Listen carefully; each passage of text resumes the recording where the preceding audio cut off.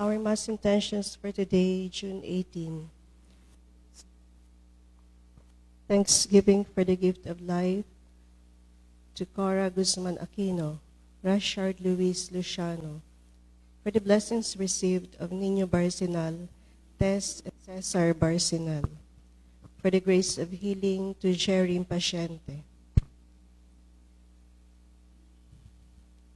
Special intentions for the safe travel of Rochelle Ann Larida and Mark Elvin Larida, for God's blessings and guidance to Eka Sinat, for the grace of healing and fast recovery to Regina Resultay, Gloria Omaño, Chari Riumalos Pastor, Sister Felisa Tumangday, Lucian Irene Lim, Karen Hoff,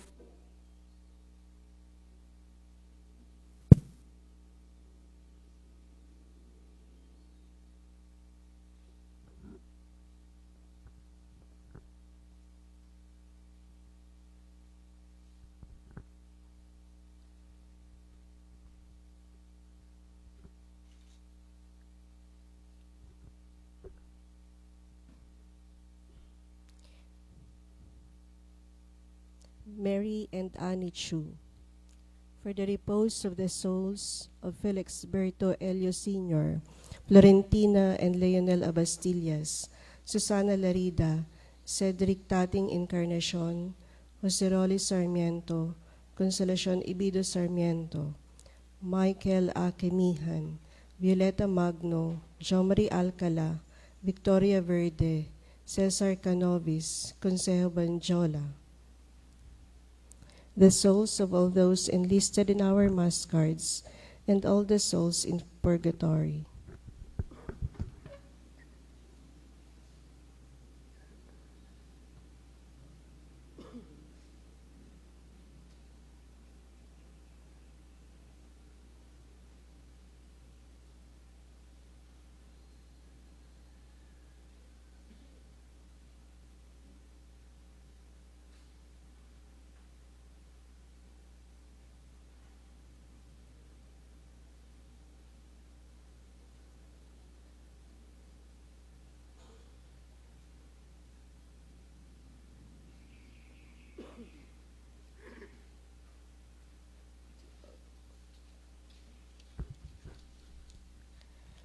We also include the thanksgiving for the gift of life of Athenia Crespo.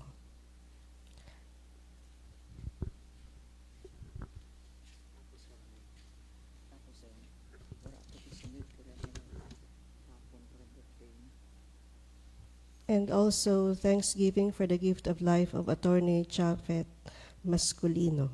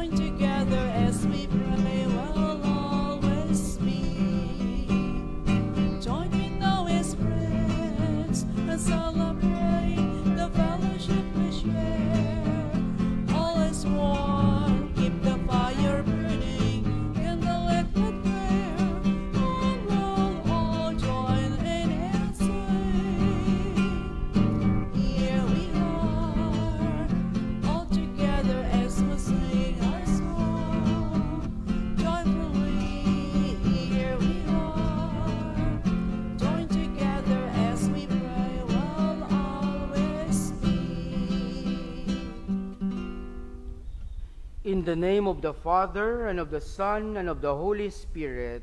Amen. The grace of our Lord Jesus Christ, and the love of God, and the communion of the Holy Spirit be with you all. And with your spirit. Brothers and sisters, let us acknowledge our sins and so prepare ourselves to celebrate the sacred mysteries. Altogether, I confess to Almighty God and to you, my brothers and sisters, that I have greatly sinned in my thoughts and in my words, in what I have done and in what I have failed to do, through my fault, through my most grievous fault. Therefore I ask the Blessed Mary, ever Virgin, all the angels and saints, and you, my brothers and sisters, to pray for me to the Lord our God. Lord, have mercy. Lord, have mercy. Christ, have mercy. Christ, have mercy. Lord, have mercy. Lord, have mercy. May Almighty God have mercy on us, forgive us our sins, and bring us to everlasting life. Amen. Let us pray. O God, strength of those who hope in you, graciously hear our pleas, and since without you mortal frailty can do nothing, grant us always the help of your grace, that in following your commands we may please you by our resolve and our deeds, through our Lord Jesus Christ, your Son, who lives and reigns with you in the unity of the Holy Spirit, God forever and ever. Amen.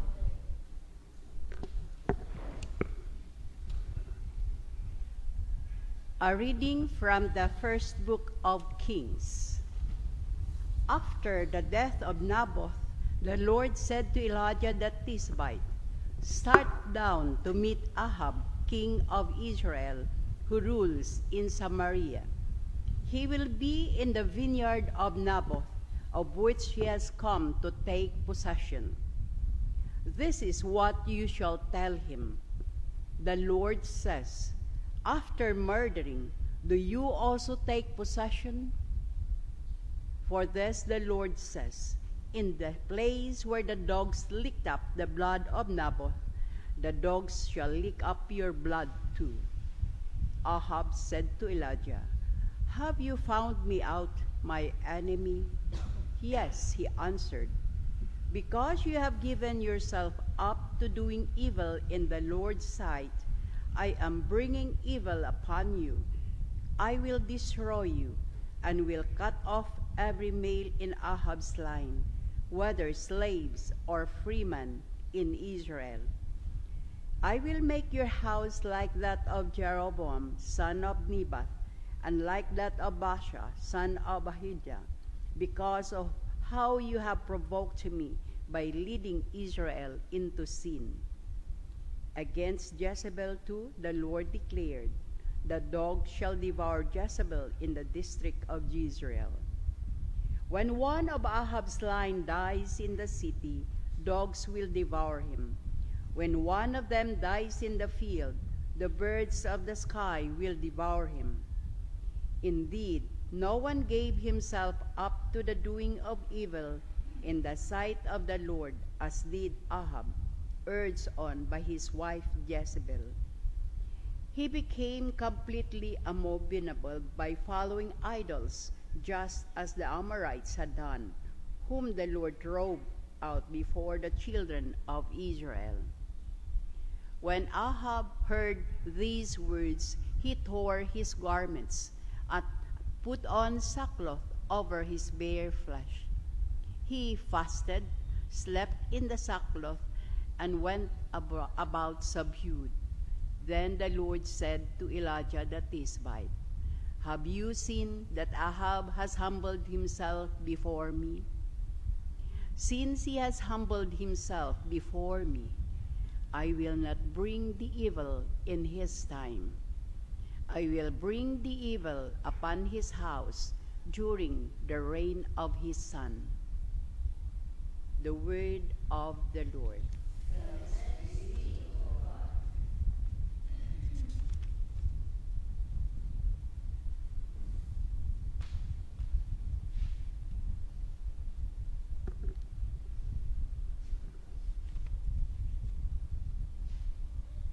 Be merciful, O Lord, for we have sinned. Be merciful, O Lord, for we have sinned. Have mercy on me, O God, in your goodness. In the greatness of compassion, wipe out my offense. Thoroughly wash me from my guilt, and my sin cleanse me. Be merciful, O Lord, for we have sinned. For I acknowledge my offense, and my sin is before me always. Against you only have I sinned, and done what is evil in your sight. Be merciful, O Lord, for we have sinned. Turn away your face from my sins, and blot out all my guilt. Free me from blood guilt, O God, my saving God. Then my tongue shall revel on your justice. Be merciful, O Lord, for we have sinned. Be merciful, O Lord, For we have sinned.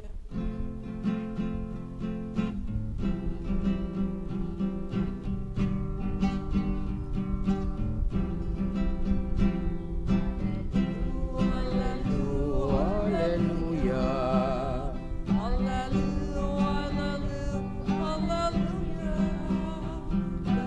Yaon ang Diyos.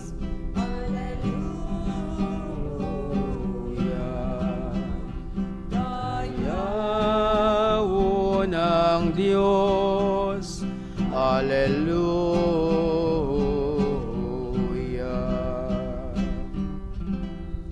The Lord be with you. And with your spirit.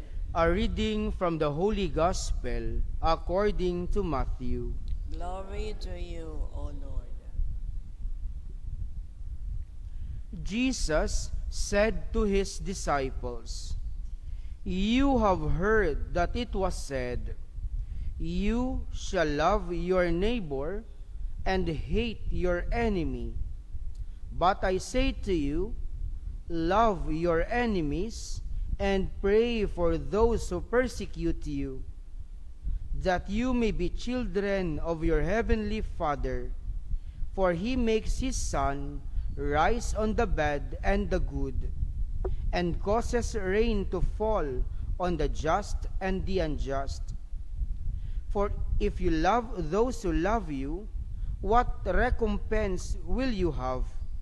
Do not the tax collector do the same? And if you greet your brothers only, what is unusual about that? Do not the pagans do the same? So be perfect, just as your heavenly Father is perfect." My dear friends, the Gospel of the Lord. Praise to you, Lord Jesus Christ. Good morning, my dear brothers and sisters in Christ. Good morning, Father. Today, we are challenged by Jesus to love. It is very easy for us to love the person who loves us. It is not difficult to smile with those who smile at us. Everybody can do it. Mahapos gid man palanggaan ang tawo nga nagapalangga ka natin. Mas nangin mabinuligan kita sa mga tawo nga mabinuligan man ka natin. But the greatest challenge is, paano natin ginakabig ang mga tawo nga nagakos kang stress ka natin, mga nagaugot ka natin, mga nagadumot ka natin, ang pamangkot, mapalangga man bala natin sanda. Hambal naken kahapon, gid kung buhay rin to. Mas mahapos ka natin ang mag-ugot, mas hapos ka natin ang magtimalos, ang magbalos, kaysa sa magpalangga, magpatawad, magkaluoy. Kay amurang challenge ni Jesus mong kanaten, palanggaan, bisan pa ang tawo, nga hambal ka mga malam ganirian, ginapalangga kaw, nagabugit-bugit ikaw. That is the challenge to us. Today's gospel is inviting us to love the unlovable and pray for those who persecute us. How to love an enemy? Paano natin mapalangga ang mga nagadumot ka natin? What is the best approach in loving them? The first step towards loving an enemy is prayer. Pangamuyuan natin ang atin nga mga tao nga nagaugot kag nagadumot ka natin. The best approach is prayer. Pero ang pamangkot, ano nga sahi kang pangamuyo? Kaya balang man bala ni Jesus, pangamuyuan mong, Lord, kabay pa makilatan sanda ka diyan. Agad ang mga tao nga mga nagaugot kanaken maubos. Baw Lord, gabai man, ikaw rin bahala kananda. Amo balarian ang sahi kang pagpangamuyo natin.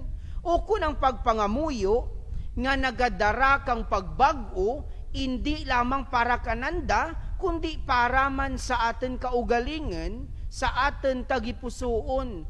Ang rang pangamuyo bala nga makita man natin, nga kita man gali nagakinahanglan, agad nga buksan ang atin tagipusoon, kag makita natin ang kaluoy, ang pagpatawad, kag ang pagpalangga.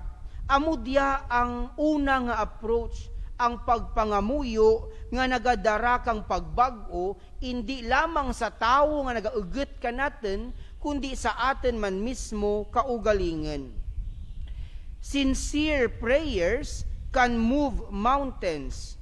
Pray for those who persecute you, says the Lord. If you have enemies, keep them in your spiritual habit. Let us make them part of our spiritual journey by praying for them. Let us make them part of our prayer life. Why? Because when your mind is friendly, your whole body will agree. When your mind is friendly, your whole body will agree. When our thought is spiritually friendly, our mouth will offer a smile. Makita natin nga kung ginapangamuyuan gali natin ang mga tao nga nagadumot ka natin, nagadaraya kang pagbago ka natin. Kag makita natin nga ang atin kaugot, amat-amat nga nagakatahaw. Kag ang magabilin lamang, amo ang kaluoy, ang patawad, kag ang gugma. Kag mahangyos kaw lamang. Samtang nga nagapanaw ikaw sa dalan, kag makita ni mong tao nga ginadumtan nimo, nga ginakaugtan nimo, you can offer a sweet smile. Makayuhom ikaw anaw. Bangod kay ang nakita nimo sa tagipusoon nimo, beket rin ang kaugot, beket rin ang pagtimalos. Ang nakita nimo, amo nga samtang nagapangamuyo ikaw, kag samtang ginapangamuyuan nimo ang diyang nga tawo, amat-amat man nga nagabag-o ang diyang kaugot, kag mabuslan kang patawad. Gani, the moment nga makita nimo ang diyang nga tawo, hindi rin nimo madumduman ang kaugot nimo. Gani makatugro ikaw ka na kang matamis nga yuhom. My dear brothers and sisters, be thankful if we have enemies, because God is giving us an opportunity to be like Him. Hambal ni Jesus, be perfect as your heavenly Father is perfect. Kung may mga tao nga nagakaugot ka natin, higayon diya nga ginatugro kang Dios ka natin, agud mapakita natin ang atin pagkabalaan, paagi sa pagpangamuyo kananda, hindi sa pag-curse kananda, sa pagpatawad kananda, kag sa pagkamaluluyon kananda. Amo di ang dalan kang pagpakabalaan nga ginahambal ni Jesus kanatin to be perfect. My dear friends, let us be convinced that every person is lovable. We have to love everyone and not to be selective about who we love. Amo di kung isang problema ka natin, kay tama kita ka-selective sa mga tao nga dapat natin palanggaan. Palanggaan lamang natin ang tao nga mabuta man sa atin mata. Pero kung hindi man gani mabuta sa atin mata, ginasimo-simo lamang natin. Gani, do not be selective in loving. We have to love everyone. And in today's gospel, we learn that there is more merit in loving our enemies than liking a friend. There is great reward in transforming our enemies into friends. Therefore, my dear brothers and sisters, let us transcend the meaning of love by transforming our irritations into acceptance. Let us switch our frown into smile. Let us change our hatred into kindness. Keep loving the unlovable, for love is a ladder that will enable us to reach the joy of life. Himuon natin ang magpalangga sa atin sa mga tao nga atin mga kontra. Himuon natin diya nga mangintulay, agad nga makabalay kang relasyon, hindi magutod kang relasyon. Be like Jesus. Love your enemies. Paano natin makita nga si Jesus nagpalangga kang ana nga mga kontra? Kang nabitay ta na sa krus, ano ang ginbuyan ni Jesus nga tinaga? Beket tinaga kang pagpamasol, beket tinaga kang pagpamuyboy. Ang ginbuyan ni Jesus nga tinaga kang pagpangamuyo, tinaga kang kaluoy, tinaga kang gugma. Hambal ni Jesus, amahi, patawara sila, kay wala sila nakahibalo, sang ila ginahimo.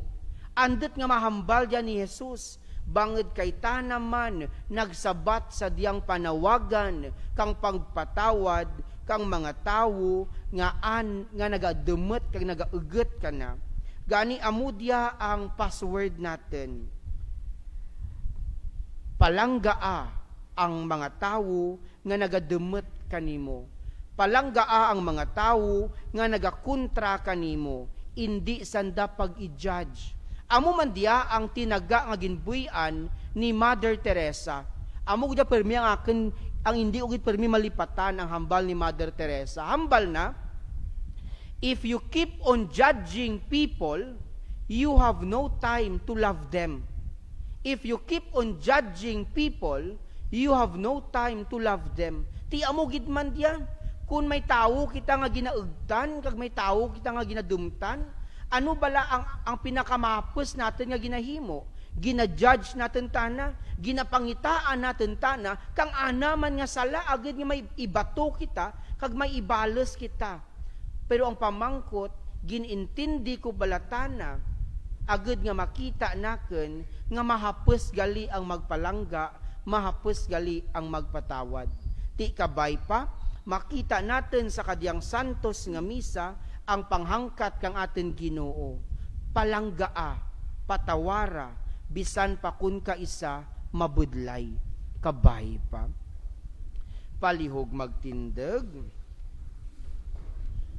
Jesus taught His disciples not just to reciprocate the goodness done to them, but to love even their enemies. May we imitate the goodness of the Heavenly Father, who provides for all His children, both the just and the unjust. In every petition, let our response be, Lord, help us to grow in love. Lord, help us to grow in love.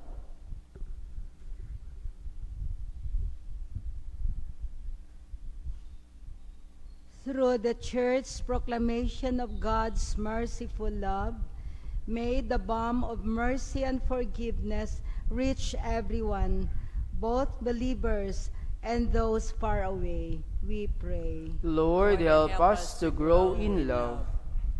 When the challenge to forgive and forget is beyond our capacity, may we have the humility to ask the Lord to heal our wounded heart. We pray. Lord, help us to grow in love. May we go out of our way to pardon people who have hurt us, for it is in pardoning that we are pardoned. We pray. Lord, help us to grow in love. May couples who face trouble and estrangement in their married life learn to forgive each other and to feel that they are forgiven. We pray. Lord, help us to grow in love. May we show our thankfulness and appreciation for those who wish and do good to us, even in small measures. We pray. Lord, help us to grow in love.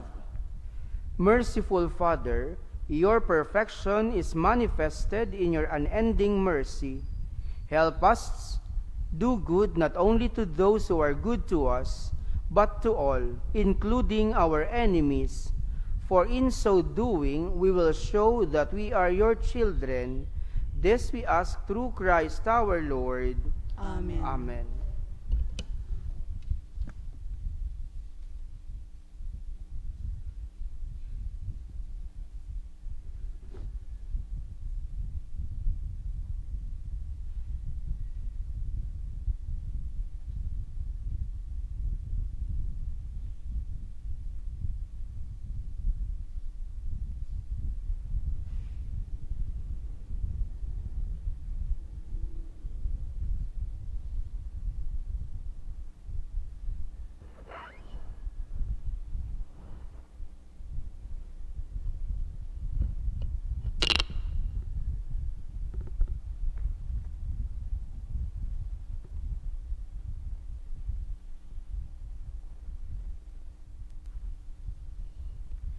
Blessed are you, Lord God of all creation, for through your goodness we have received the bread we offer you, fruit of the earth, and work of human hands. It will become for us the bread of life.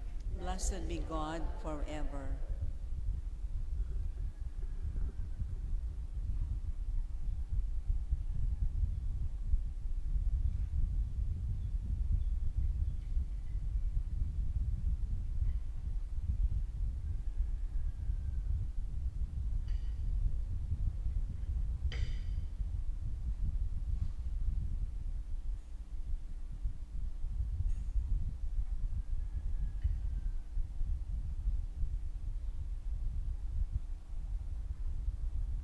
Blessed are you, Lord God of all creation, for through your goodness we have received the wine we offer you, fruit of the vine, and work of human hands. It will become our spiritual drink.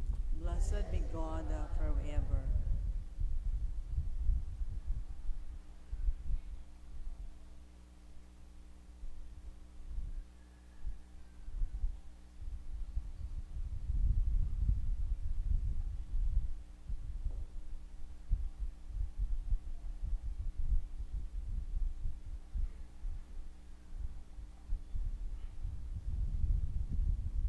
Please stand.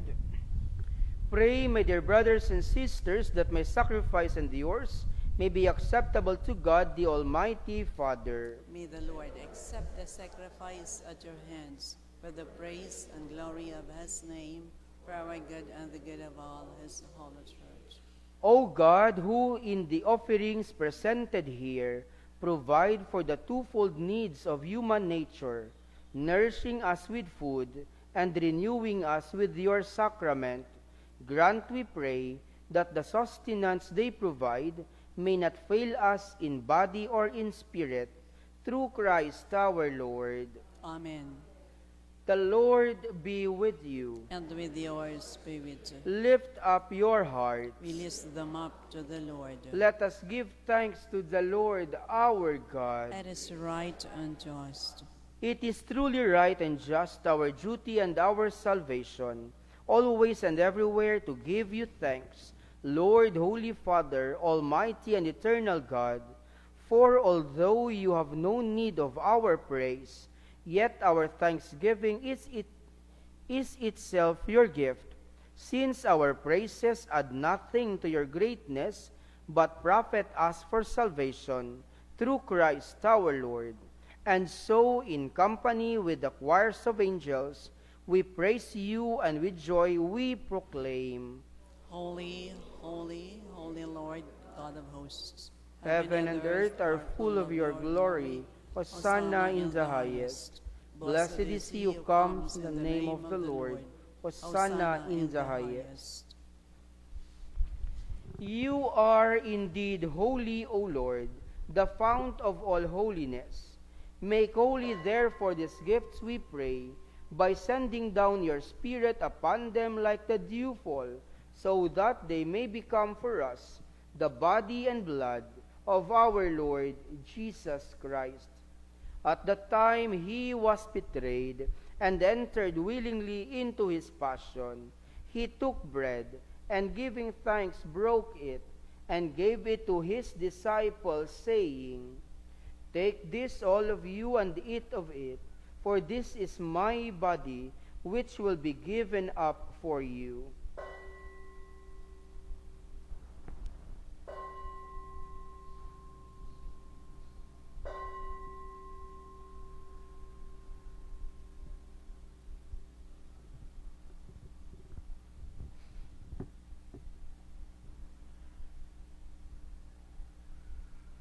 In a similar way, when supper was ended, he took the chalice, and once more giving thanks, he gave it to his disciples, saying, Take this, all of you, and drink from it, for this is the chalice of my blood, the blood of the new and eternal covenant, which will be poured out for you and for many, for the forgiveness of sins.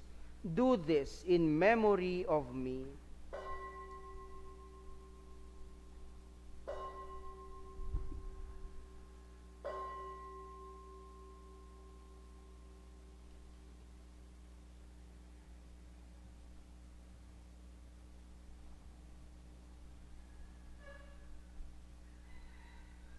The mystery of faith.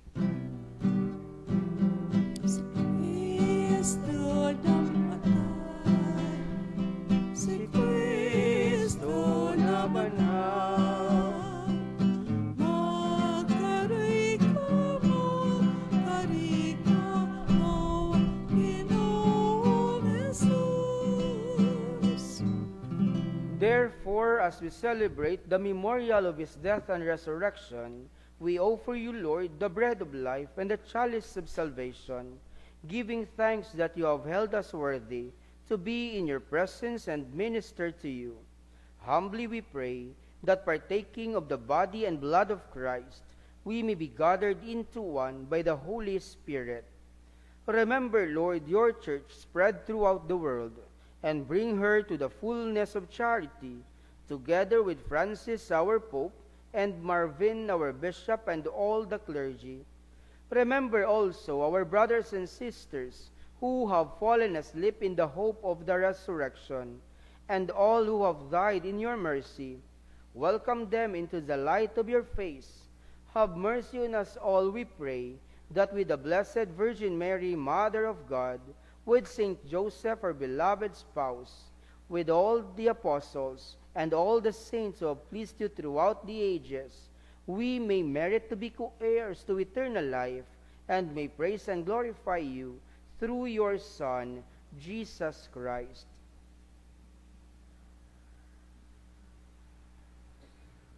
Through him, and with him, and in him, O God, Almighty Father, in the unity of the Holy Spirit, all glory and honor is yours, forever and ever. Amen.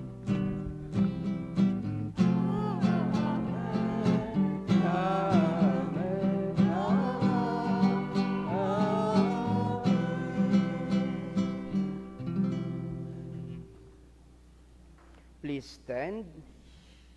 At the Savior's command and formed by divine teaching, we dare to say, Our Father who art in heaven, hallowed be thy name. Thy kingdom come, thy will be done on earth as it is in heaven. Give us this day our daily bread, and forgive us our trespasses, as we forgive those who trespass against us. And lead us not into temptation, but deliver us from evil. Deliver us, Lord, we pray, from every evil. Graciously grant peace in our days, that by the help of your mercy we may be always free from sin and safe from all distress, as we await the blessed hope and the coming of our Savior, Jesus Christ. For the kingdom, the power, and the glory are yours, now and forever. Lord Jesus Christ, who said to your apostles, Peace I leave you, my peace I give you. Look not on our sins, but on the faith of your church, and graciously grant her peace and unity in accordance with your will, who live and reign forever and ever. Amen. The peace of the Lord be with you always. And with your spirit, Let us offer each other the sign of peace. peace be with you.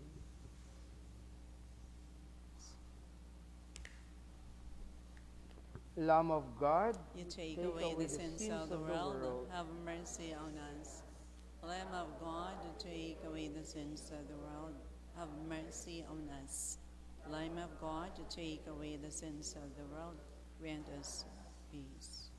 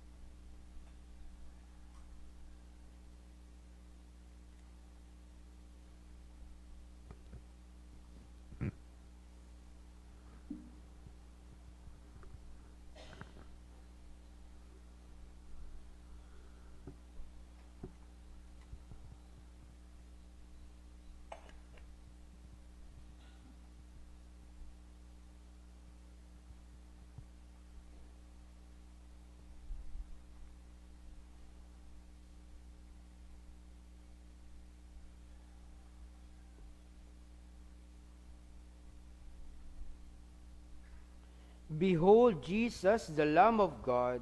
Behold him who takes away the sins of the world. Blessed are those called to the supper of the Lamb. Lord, I am not worthy that you should enter under my roof, but only say the word, and my soul shall be healed.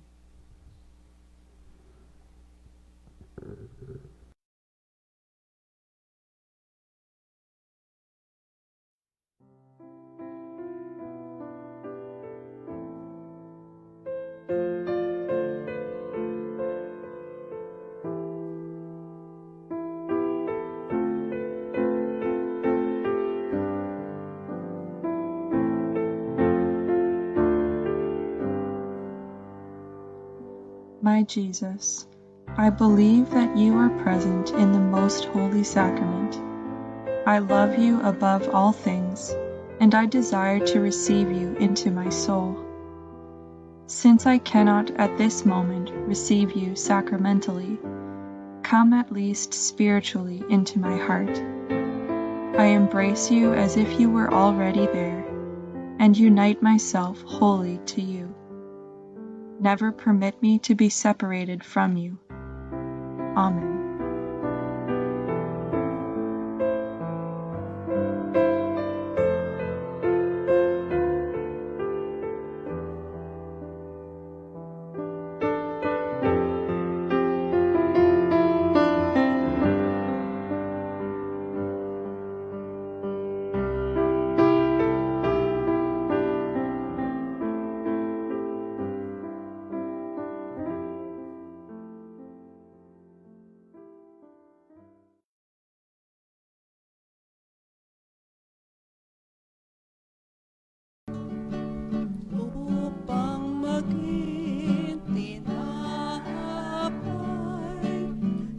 nag-ibig ko'y buhay. Kami nawa'y matipon din at maging bayan mo kiling. Isang Panginoon, isang katawan, isang bayan, isang langit, sa'yo'y nagpupugay. Isulat ng mga oras na pinig ka at naging alam. Silang inom nito ay buhay na walang hanggan. Kami nawa'y makisangka sa pagbuhay nito ang bayang iyan. Isang Panginoon, isang katawan, isang bayan, isang langit, sa'yo'y nagpupugay. Please stand. Let us pray. As this reception of your Holy Communion, O Lord, foreshadows the union of the faithful in you, so may it bring about unity in your church through Christ our Lord. Amen. Mater misericordiae, Vita dulcedo, et spes nostra salve. a te clamamus, exules filieve, a te suspiramus, gementes et plentes, in ac lacrimarum valle. Ea ergo advocata nostra, ilus tuus misericordes oculos, Ad nos converte, ad Jesum benedictum fructum ventris tui, nobis post hoc exilio, ostende, o clemens, o pia,